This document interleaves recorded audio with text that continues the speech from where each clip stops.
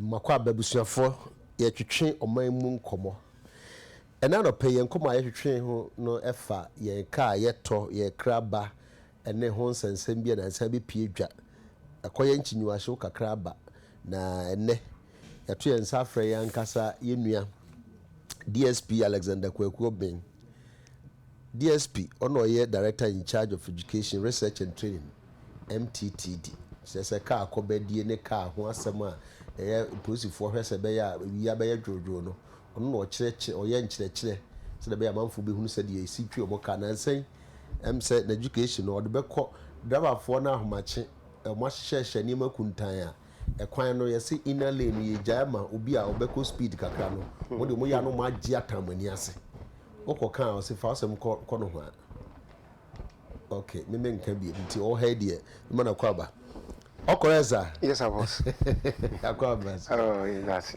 fishapa I was say no do man komanda roma yes ni nyina tinko boko de yes na we de wo he me fa asem into anim na bia wo so ko betima ye ho bibia ma ye a owura bi se ne soa afre no se omote ferry mu ewo Volta Lake na enra ena omo engine no call off nti omo da so sinsuo no so omo ya obia emeboa omo nti no wa ba die say positive omo san hwe nsuo so ka ho oh say you will collaborate and all right okay nti no ye nua no so afre no sa no still also munya help bi nti be se na mpanimfo bokwa kwaye ho adwuma na kodwo from obeyeye tipa station or say please okay we dey okay we say asem commander no dey aba hase no commander say pacho car ye dey DP ana DV abo animu no chekere ye mu yo DV ne ye dey ben DP na section DV a section when meda Ghana for ase ne mo so ase akonyam dey amai na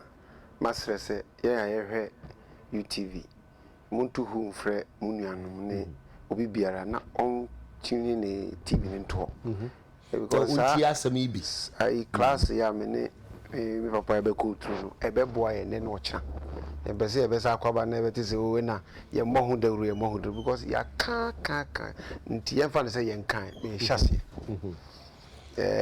we enya asem tintin bia Ghana ha ye hyase 1952 ne se ka wo ye wi a na nsan undi mpa mesi kwanso gise ma na hyenso de o Ghana ha enti o do ka bagana oko DV la ni amane number registration number plate na de ba kwa abanimu na de ba kwa abachire eno na use Ghana sa ka number na de ma no nko na ye o de awona obi ani bibio edi ka hyenso de ni atworo agu ye national vehicle register num a o DV le yard num sese kro mo aye no electronic eni ehu se cars no bi wo so kra no a ye nye ne Ghana ha efiri amanone ene beba na efiri amanone empona no be si anase wura hamile anagolu anase ewura paga anase efa lugu na dade so anase eya na baga na eba nipa ni fi ana ne yadi mo oton ade ebede na ode aba because number mo because mra ne se number mo ka ho a untimi fa sequence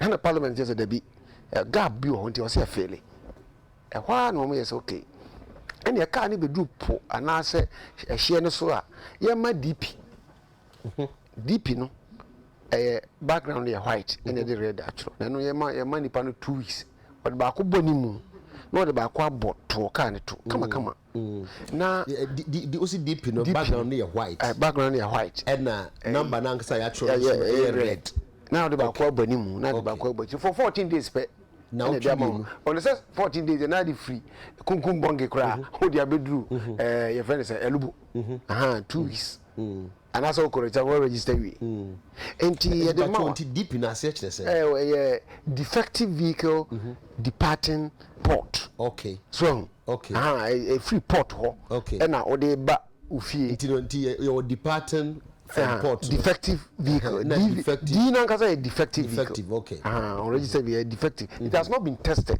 so we cannot assure Ghanaians say a car tiapo and that's the essence it's unregistered. Once a car register, they say that cousin fidis who say at the Apponia man number. I man roadway this stickers. Anti a car no see how quite giant. I know the Bama car where you swear. I know the Come will be a brooch or the number so. Sagana Nimuno, Ghana Nim car on your casse. I call ye Ghana Standard Authority. I in addition rule or numa DV le Hermayeno. enko mu ntie ntimfa ano fafa ne ani keke yes be engineers ne boy eno anu ntie eno so yente ho asesa enti se wo de car no ebasa DP no ye ma card bia yasensan mu 28. Okay. That's every day be at least ube use no twice. Until road anam so no enter semi free. Hamle na me de fa enten so abefa tamale. I sorry abefa N1 so. Me can nam hamle abefa wa nam de abamboy nam de sitaselema nam de afaso sa bankan. So hu dem e ba kono no ube kire route anam so. Go me free hamle na mawuram e na me ba me fie e wo emfa se tasa no ha.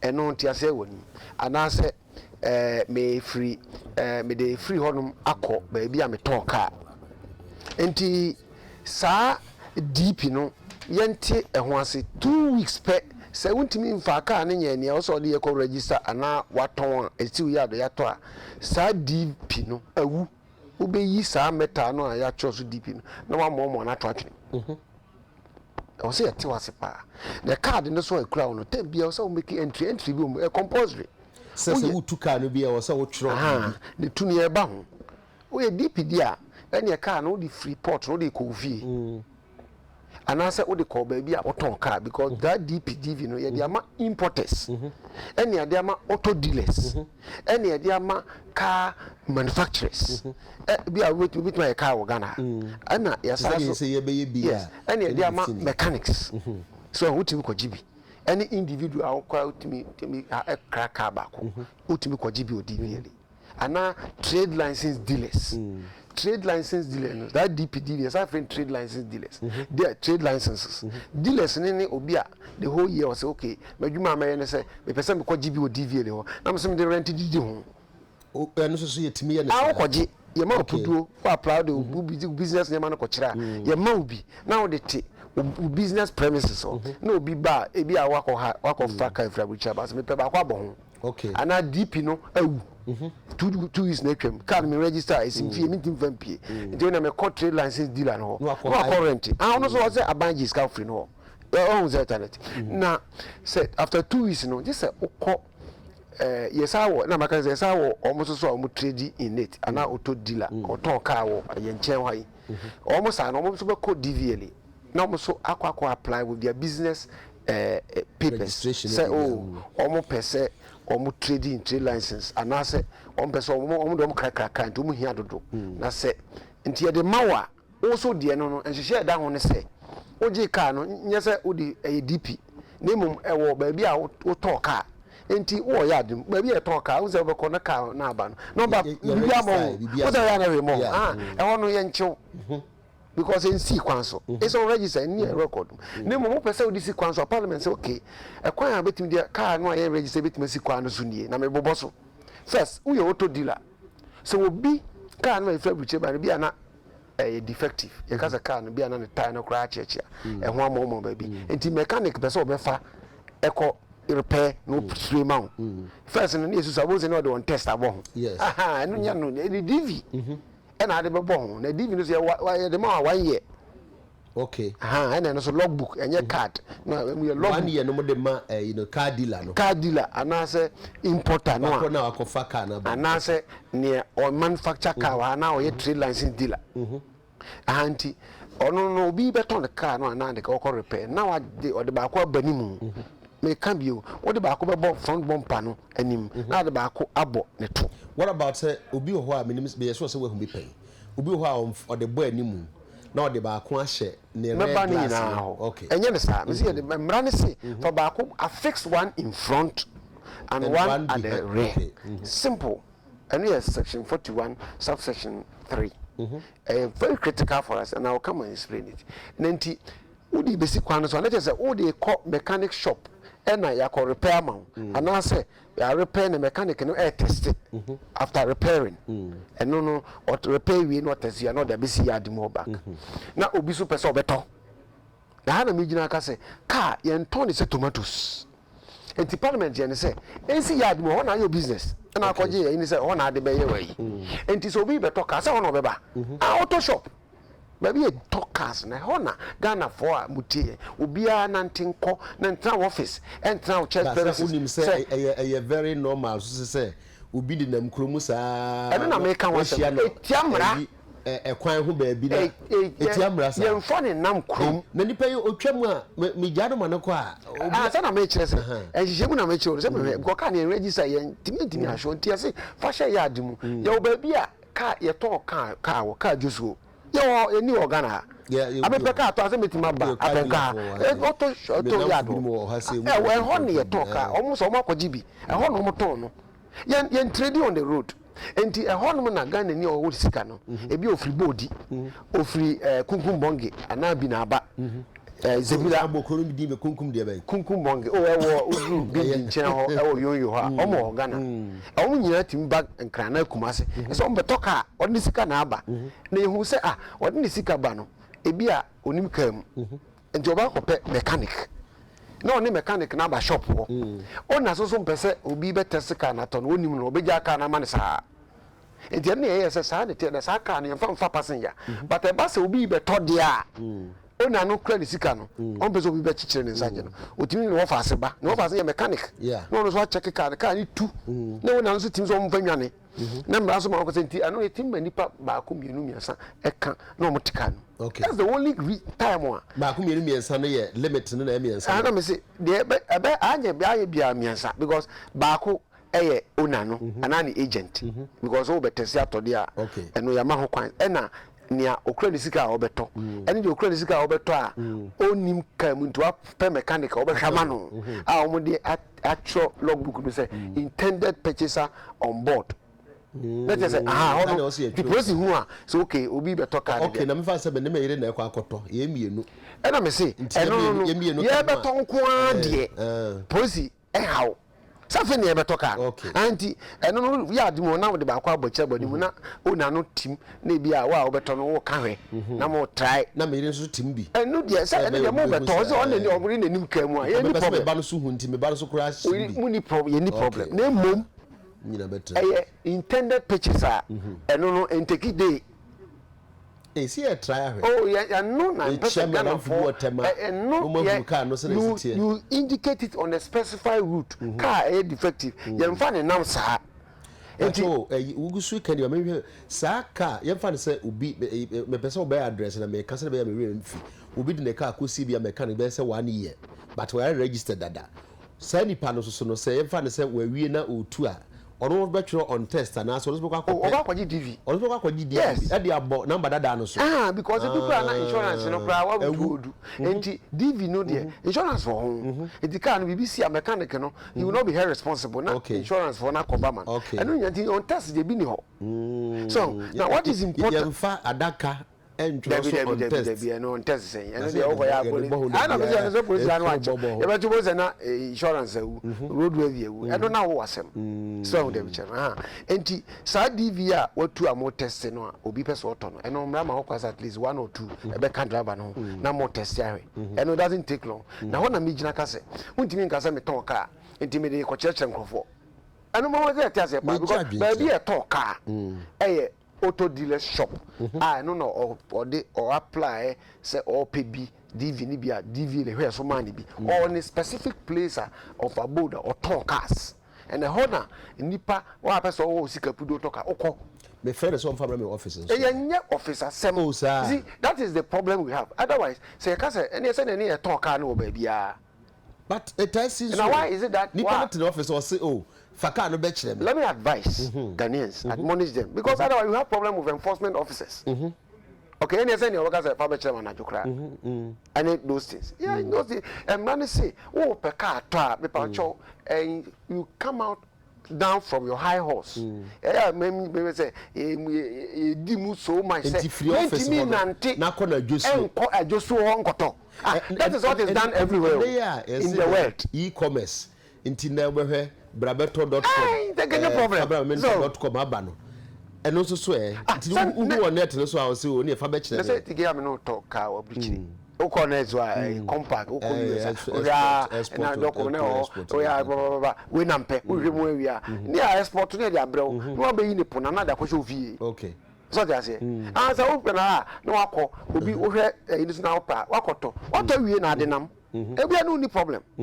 Oh, that's what we want. We go to the market either on the net or specifically baby a yeton ade no no e baako ana so say enipa na wo toka na yabo no so enti ento no won kran and or another business place will be attack radio or talk car ni bi enti or transfer cars na egu saa apenkwan ya adimu han e di bi akọ and all na ye all logbook transfer ye ma ho kwan ana so say car no a as apostle safo aye na organa ha no enyansi kwa so afa no di basic or so divi ni bi okay all di bi abo ni mu ni to test na professional tester test say car no and now say na ye 2 weeks oh me say the only one that had 2 weeks they say odi free port no odi free amano na dey wuram car odi wuram permanently other the free togo bana wasa akwa no it comes under ECOWAS protocol nya no ne ka odi ba Ghana permanently no odi any of our port e ma DP abon what your customs is in Bibia and no for just 2 weeks okay na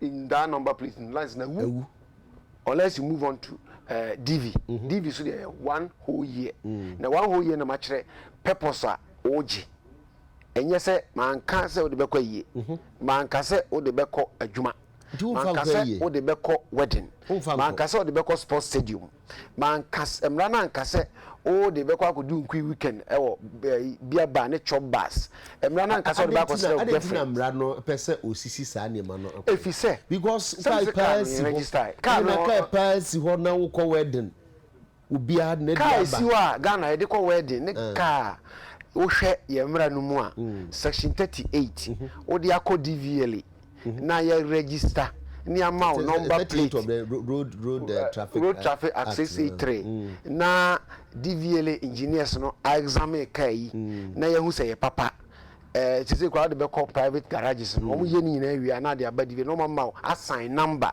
sa number no kwa say assign no sa device we ne de be check all these device be na de abay o say no make car you timi di call wedding any car o di akwa import oba Ghana na o di akọ DVLA yadi na wa ko apply na ya take you owners biometric data ni a check car no so ni data ni e di achi e di egu computer so na ya ma electronic roadway sticker now they are bought car ne ho na ya ma number plate no a and ba ko bani mu ba ko be a JR 2414-15 are you getting it na o bibia kama and ye de ko wedding na ekura obi all license GN me car number dio GN -14 and no ne car de ko wedding na nye DV or DP ano dey just see if yes anaya de eton oh so mo de ya etiam akọ high from e was sad no police hu ntem a strict liability uchi na no atwa picture no 10 ma una sinya ha court motor court no sabe no ma ayefro na akọ onya ayefro de gbeja na na akọ ayefro de onya hwe driver any owner any here are you getting it is the car the basic one so owner na permit e ma na sequence and driver so nim de o senka o ka na ayefro na sifo for taxi magistrate no here say be say the ntia car emra section 38 say number plate no me kan say o de na GN embo ho a you cannot own it first own it let alone drive it on our road emra bra inti eba ne say now they offer on registered car I use it on limited basis match chirim now they also they do nkwi the wedding umfa nkwa yi udi Kwi street umfa nkwa yi udi kwa yi me say I know them bobo so adoring ye and ebi be come mosque ebi be come sorry weekend ebi ni me say so frolic reasons no udi nu na ebi ana unim dia ene ya chechiremu sakas no mra ne say enka ni nyina nsi yard ana ensifie na sa wo se wo koton wo de o yense wo transfer ana wo ko register dia now the sequel no na say obi ba be to ano attest ya we nya wo na no a wo ton no yo ya dimu na wututu watrofo say na de nam o ya say o me de kwadwuma na bi obi hu ato who told you say you can be moving the vehicle on our road say wo ton tomatoes vehicles are not supposed to be traded on our roads. Inti no the ebohona for say me emfa we no mo ho mfa. Enya mo ho asemu. Yes car no a wo di plate na bohon. Ye mfa ne nam say ye ton. Enye tomatoes. ensi apampam ne adomada so not what emrabra okay yedi wo ba bia ye ton car enti festi ho ho na eno na ade ko ka kire DVA no ma ho si before obeko ka kire DVA le se o pese o ton car o car na o pe o ton car no eno na obehwe so eno ama ho trade license plate because go nim ba bia o ton cars say we individual na so be import car you know say we import car o de ko show fie simple ana we car manufacturer you say oh ya di mu a cars ni gu a o pese o yi better sia o be throw road no so no better no say dey akusi ho enti it is not supposed to be seen on our roads you need the train trace dey make no emra ma kwan car o say dey train train car you register AG WR NR VR and ER and B and those all those vehicles nanye car number plate mo they are all registered.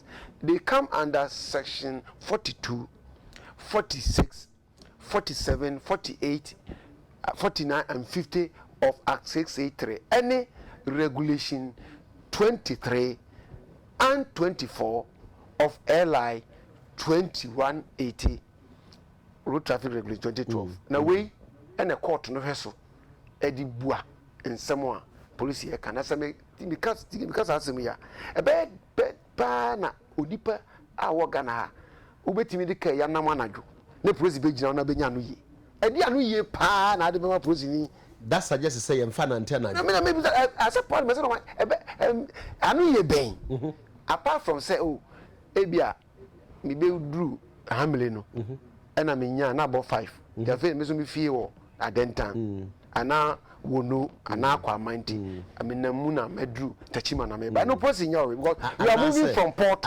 ana say me ye adwuma wo ministries me pon 5:30 send your car na opese we do court ntem you are incriminating yourself you are incriminating yourself because what the car dey kwa adwuma me kazen kam and always our green fast na our impound and the emphasis will be they say I must amount for register wakoso kwa register okoye no DVL and me and register purposes of registration police will understand into your purpose of registration allowed from your house to DVL to register or from the auto shop the purpose for the registration say I know there we am na so say but mo say offenses as aka won say we are force entry force entry and also offense the police here we no hu suspecting no force entry say now we are now the public officer no so now when display warning a number plate registered DV no DP no papa and also etiamra what do call fade ma etiamra and are the passengers the mechanic occupants other than obi a auto on the agent and also etiamra not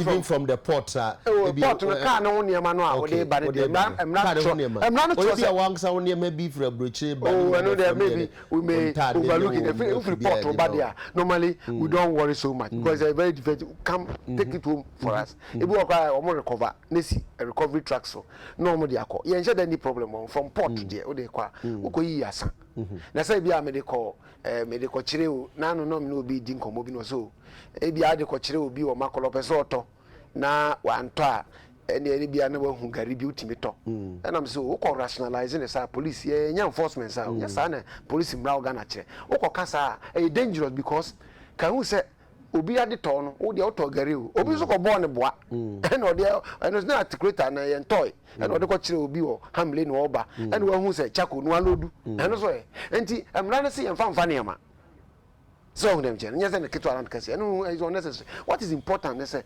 abuse ya me can misuse no emra no kasi so section 50 say so we sa ne ma nyina bia it amounts to misuse na no na police be gina so Edwa court na yenim so say we have high suspicion say in the night there between 6 p.m. and 6 a.m. no a man for misuse trade license papa because busa no obema frolic reasons are unsatisfied court no say or convicted so that say I know the experience have shown because what reason will give maybe I don't can me ministries na my car traffic I don't know are you going to register are you testing to buy as a intended purchaser. Testing to buy. Testing to buy the vehicle, taking it to your office. No, you are testing to buy, go to the auto dealer, you take it with him, you move on a specified route and indicate testing to buy. Yes. It will be emotion. So that it takes emotion and back time kakrebi and testing car time no testing say oh yeah mechanical testing when you be 1441 obetumi e dey asembisa ba DSP Alexander Kwaku Ben Director in Charge Education Research and Training MTTD and ye twen komo afa ne car saba ye de DV aboso ye de DP aboso ebinim de kwa yi ebinim de kwa no ya chichichi wo mo enra me se me coffee me hu say akramo police for chiba ko bi wo ho no na number no ebi mo na chi na say me kan kan bi ho na eda to ho ba bi obscure na or the say no dey chire but quickly DSP me say say we say so sa numbers na ye de ma no ye de ma particular vehicle and I say ultimate two mfa say o cars ba me ensa o kwa na watu ba ko bo ho o kwa ultimate two bo na ultimate kwaji obi de na de afamo de ho na o de nam so say me ka say your trade license dealers enti o be call ni ho say o pe ba ko e de abo car ho so o car no so ebi a ofi awo no o car no eye 3 a on register enti say ene na ba ko time aso na akọ register na o de abo ho no akọ register o china na ba ko aso so be register because no say every day trade license dealer now rent ma no every day no oji sika o so what I say enti am dey on daily basis no mo de ma na mo de bomb car ho the MPC be hu no say ade na e pay na de ba ko aboka ba ko ho no say yi ba ko wahu instead also di mienu ba ko be boni mo ba na de ba ko aso akobo ba ko make plate ba ko bo ba ko na en de yechi emra no tia enti what is important ne say be bisa so nim say we single importer wo peka wa use this man o Toyota Land Cruiser naba o ko DV itima ba ko the whole year o be hold DV o de abon o use wa register o de amayire o bana owo no way no so e de ba ko about the golf o de bear o no so no asa DV na waji o DV la use no 1 year no na asa de abon nti it depending on the holder indipa na owo na Ghana ha me say timbio won mutimi eko DVL eko gi DV ana DP plate no won na mbobo so yi eye single individual o pese o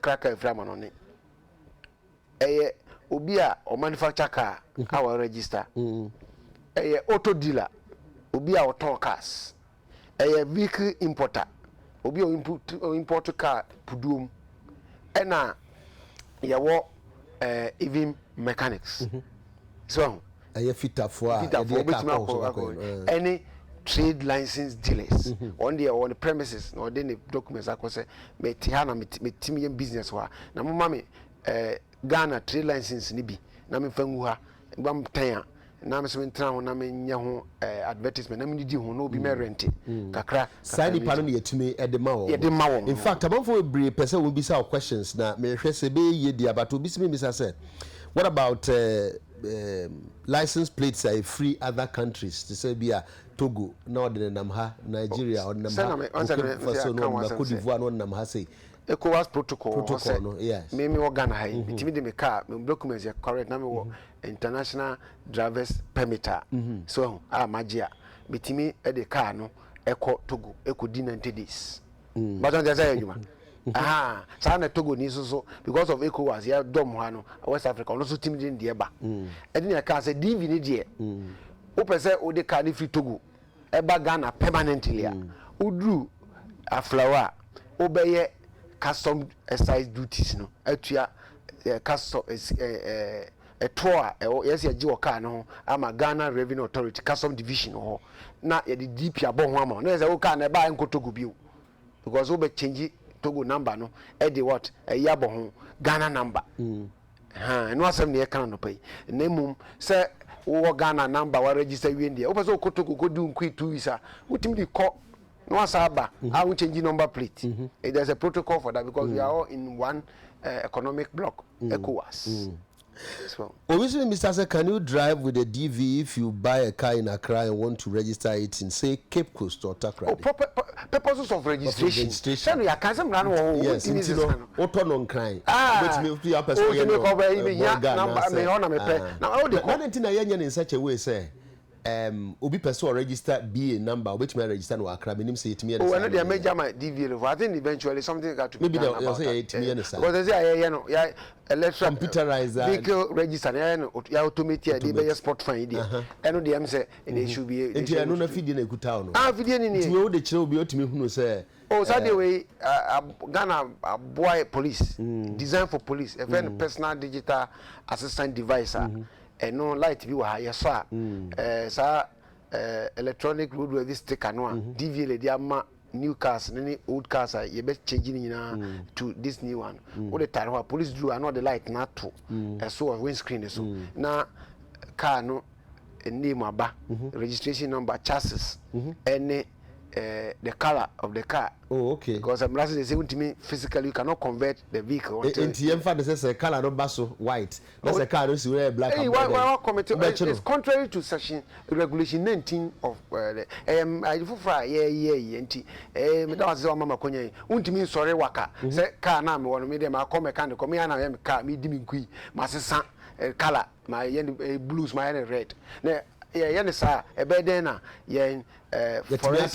forensic crash analysis ye dey ba e be boama knock down man for dwanija a lot of information now akọ fidget ye be there nti we nyina ba nti we no e doso na ba ko pen oh yeah going to police traffic police officers are going to have it nationwide but when e be boama we ba ko pen oh we wa ba ko we personal digital assistance and basically at the end of the day it will be a sport fine device. Machine one where as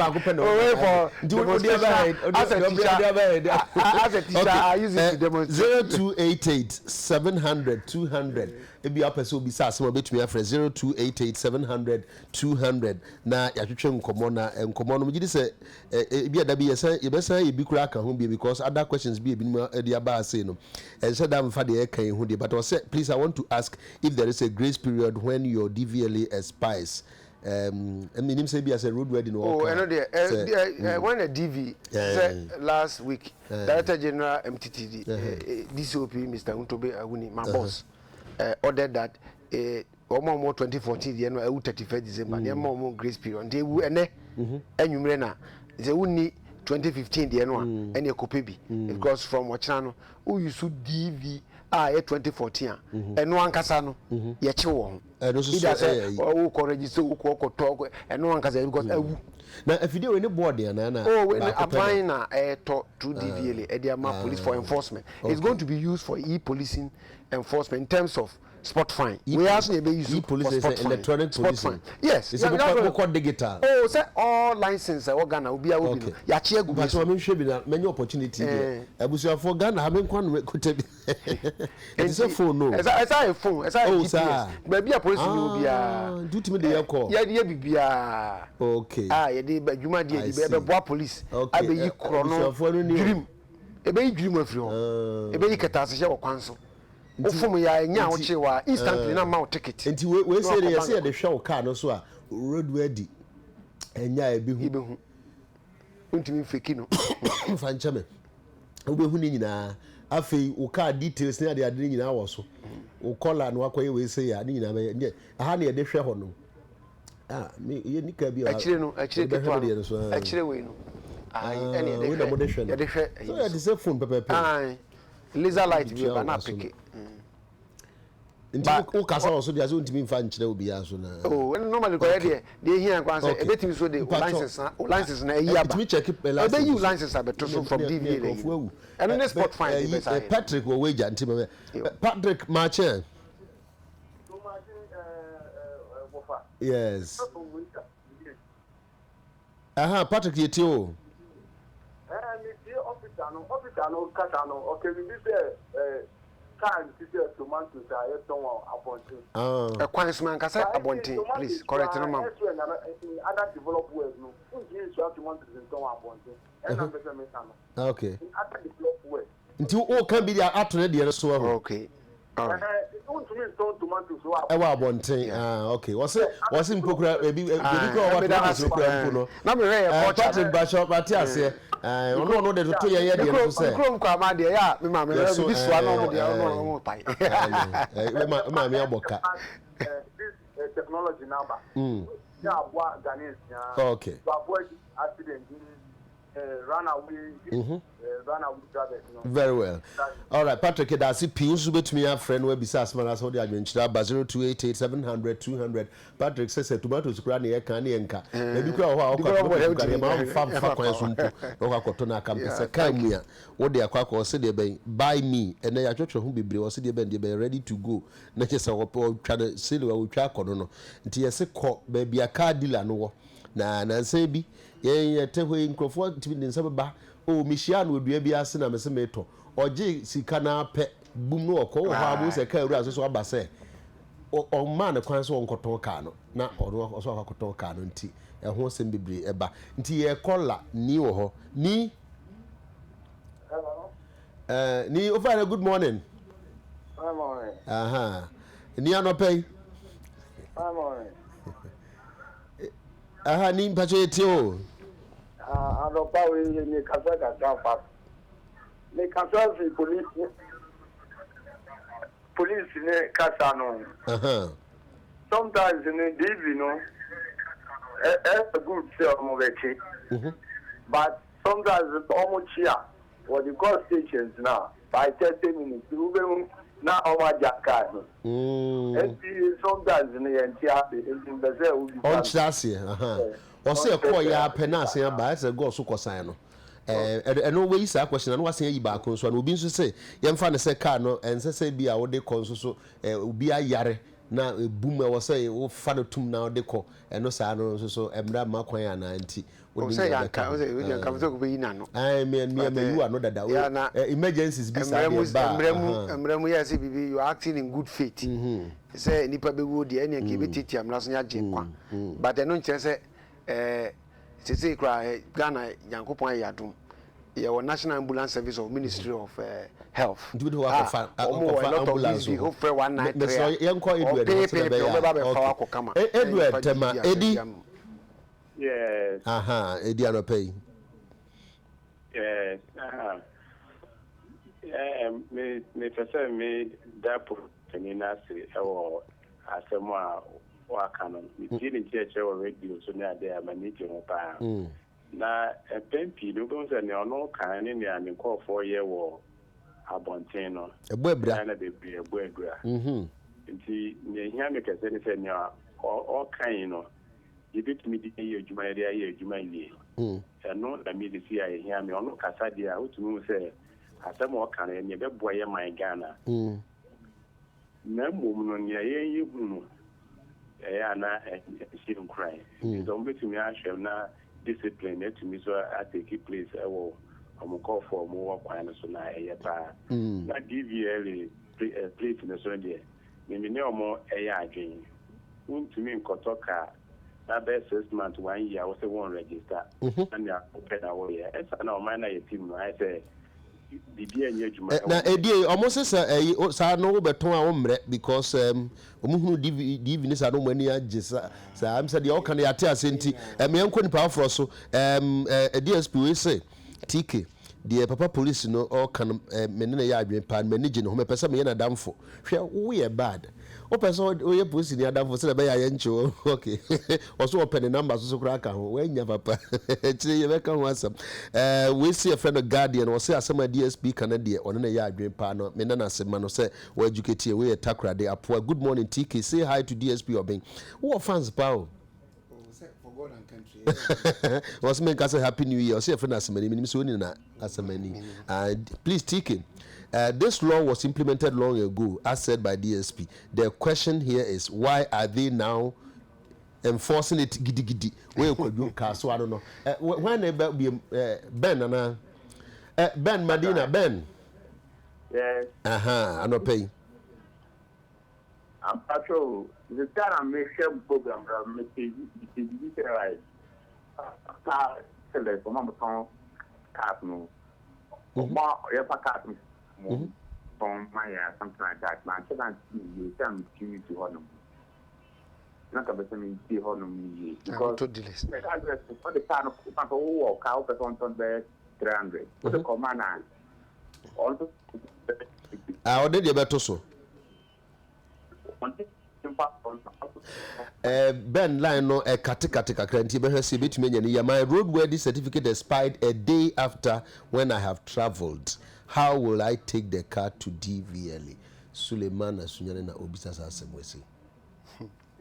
So mamma instructions kakra so ye hwe emra kuni no a road traffic regulation e say wo ye car owner e wo se wonimu de e na make kan say emra ne say say una document e yodia say 1 month to the time no who ko utimi ko ye renew 1 month to 1 month to that emra ne kan all license 1 month what start 12 months no what start to process no no now 12 months no na mum we ya e be take it from da de wo no e be wu 1 month is when now 12 months no we ya say bia so be tu kwan na 1 month time na be kwa we peti ma start na process no okay dem mpo ye issue ni nema wa obe the best start abo ho da we ni be wu kwesi banana in osmi misa say car ya register there obetimi de for sale abo ho na de na ma ne ye wa wo dia o say car ya register there ye ni mo say wo de nam a o na wo say o say ba man for na car ya register there say o baby e ton dan ye pese ye o baby a ye ton na wo say na the branch ya no ye call na ba wu me pass the Ghana Revenue Authority for nhwe ho so kakra because auto dealers no a mo ton cars no so mo tua taxes oni pa na say on the other kind of no credit na am fan ko no e de tran bi ton are they evading taxes? So one off payment. No, it is if you look at it in economic terms, aggregate terms. We find a micro na ke kabo mu bi we one off. 200,000. 200,000. Do you know how much tax? Here go Accra den go for Paul. Anyway. Paul. Tom, sorry, Tom. Hello. Yeah, Tom, pacho yetiu. Okay. Pacho ka na musi yesi sankala no na watu mrano bisa se usi sakala ubesi sakala no na obeye ne den first why ati ase obe church na wase why em say enu ne adi bewie ane bi ekratafan we ya mrano ni but we bi so no aka we road traffic regulation LI 2180 Ghana ye mamra ni o okay yo oko katafan 19 a say a person who owns a motor vehicle shall obtain approval from DVLA before modifying the motor vehicle and the modification there it can be physical is it a physical change of physical use ni so na mantini nyina no o ready asia ni nyina ho kala ni bibia no be ko DVLA pacho akoto Benz na person wo twim ede ye mampon to nsuta wo be ko physical all na kwa mutu bi bisi wo no kuma ani nyina no wo be ko DVLA ho say DVLA na regulatory cars and they say was cars e pese by June na obia de ko akwantenten na obia de if there is a seat belt abon for example DVLA na regulatory amai enti saa na tie wo record na wo car no ho ade ba ya che agu afidie so eno na ebe pie ewo police ayi so enti eba na ye red na wo ha wo biometric data udin wo ho ehye udin ano na ye de na koye blue kan hu se ebia Toyota Matrix no ye wo blue be 1000 wo Ghana ha enti wo de blue amane ye blue eba se okoye ne red ye wo red be 1000 ye be investigation be bre enti so person wo se anything on the vehicle particularly the physical conversion I was say we apply on an approved form issued by DVLA. No more the amend the vehicle electronic data no so that modification no does it include the friend of pempen no car no now the shade be abo animu now the name be etuatua to exhaust pipe no the be a sheto na aye from eka ho and I would like DVLA to also look at that to give prior approval. It is they should ban such vehicles. Now, yes, we are for. But I think that everything that we do should be consistent. I will say because we are from 1952. Nidikai vehicle register. Saka opese oye car. Ekwan be fa so aye chassis. Obeye axles. Obeye rim. Tire. Odebeshe ho. Body. Engine. Gear lever. Brakes. Lighting system, wipers, glass, BBR seating, BBR room.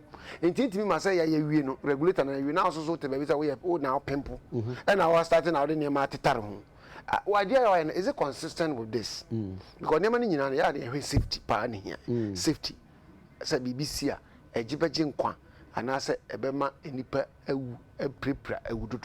These things are very important. The best I said, vehicle construction.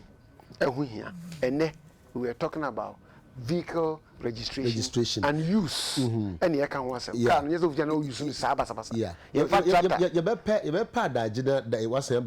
on Cobona the adults will be text message about be for driver's license, so it be for tinted glass. And no say a month for be say. I was say encouraging, especially our Africa, tropical, I say a reashi and be tinted no in here. Almost say a reduce fuel consumption. And my AC so year Juma Papa. And no, Emrana Bra every say woman ko India, Mesenko and Nairobi. India ya bra. Omaba Ghana and Nairobi Omabra if you say and no grana terrorists ni be room be digrim. India there may be no shares our public buses in a farmer. So that India no. Yes. It was a big problem for them. Tinted vehicles and then a month with Dinkro gang raping on public buses because they were tinted. Ghana or Mamrano, Abra, but Abrano, but people bring so you so. Oh, no, say, and penny from penny. I am a day. Say, Canwa, I was say, almost tinted, no glass now. Say, oh, chia, you, Emra, actually. Timmy say, met me apply. Oh, dear, no. Yeah, me no be no can. You say, would be born name, Emma, me proceed. My name, whom. What I say now to whom me? As some until Sabana become so mimi who? Oh, David, it should allow 70% light transmission. 70% light 100 emanenti. Okay. It didn't go now count team now do you. But when telephone to follow be or almost with me because they didn't know why the and then the police so there if you are doing policing you should be fair. You don't have to lord policing over the people. Exactly. We are doing democratic policing. Everything should be consistent with the constitution, the act, and the airline support to DSP. Cyber beam phone cry back on one sem. Was a new law in one day. And when you're there, I like it. I'm happy cyber beam because now we be say communication gadget. Same fan say Bluetooth and so and also so I can't be on so much. Oh, and on the monche. Okay. Also this is message and the academic thematic area. Na yen kan Ghana for because we about 2012 or the phone last one or the phone not to a loudspeaker now was on our casa. Oh, I'm not the here and say the way are far so J licenses that day no o call road test no so see and 10 to 2 no now can now call 10 to 2 sir. Okay. Regulation 107 sanche. Now, quite actually, women police for us. We beat it in the Congo, almost why I call it. So, when I now will be say, then South Canada, they find a Congo police. Why, I will Sabaku crumb. I'm running the brand is Sabaku crumb. Oh, yes, young called crumb say now, and I say now, and I say, who operating the sea, and I say towers. I'm running here because you hold the sea, grip it 10 to 2, concentrate, look through the windscreen, and observe hazards and avoid colliding into pedestrians. Business I won't cancel there. Okay. Okay, Mamenka. So then that was say Sube Jamudia Kutinji. Oh, I know that it's part of defensive driving. The only time your hand should be off the steering wheel when you are changing. Okay. That's how they cover fire.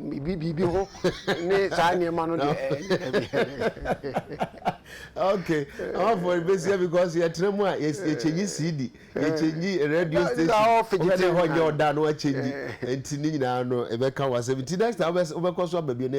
What was be driver? A graphic sorry, graphic newspaper didn't more kind. You will be charged for not having absolute control of the vehicle. charge for reading. When Nino, Emrano, see, the idea you use to Ghana as a the best saying, come on, baby. Now, actually, because Kamun send the doors on Paya and Massy and nice. I do muchi cars and quarantine chicos and as you they just one of him and then a whole send be brave. Call we could hold driving no policy in Pabua and can have make me who be paying in tea. Or bow Niku Juma, yet a tear the animal or came, Berman, and also Udims who be that. This is your offense, Anna. Yapon, for DSP as the oh, go appeal. My appeal, why not? Okay, corporate Ghana, HRs, human resource managers, our directors, any training officers, all these institutions. Yama driver training who here. Okay. Now, say training institutions, driver training institution they propose among training drivers so also here capacity building. Okay. Okay. If you say a bois and ma conscious pa organization be bois to say STL, GCNet, any Atlas Corp Communi VRM. One more year, one more that they can net toss. Yama driver training who here. Now say yes, sir, this because you was in Unity. Yanya sa Maquinsian Cosro, chief executive officers of all organizations in Ghana. Say driver training should also be the part of capacity building. Yana drivers almost to tell in Yasi. No, you said driver for no a move. Organization may achieve a daily objectives. Obesa Bahabim, Intino, ye better the Dakra, ye proper, now I say Babina, Yanko, because Dava some dear, a Dawson Pie, Busa for ye PJ Munano make or court to be, now Cratchy be a silk or motorbikes, so answer helmet, or the Aquadance water, Johnson helmet, or say, me bar. After can be a say on one of the bar. No, I say, yeah, it will be a seminar. And then you fear that. Brass to say PJ Munia Koja, whom watch me Aduma AK-47, over 12 media so.